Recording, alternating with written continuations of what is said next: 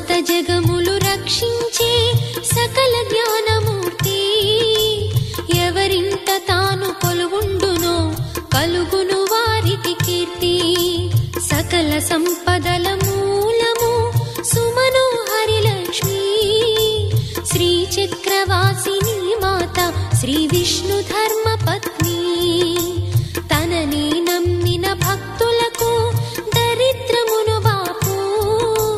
కొలిచెడి వనితల కొంగులలో బంగారము నింపు అష్టలక్ష్ముల రూపున అవతారం దాల్చినది కష్టములను తొలగించగా భూమిలో వెలసినది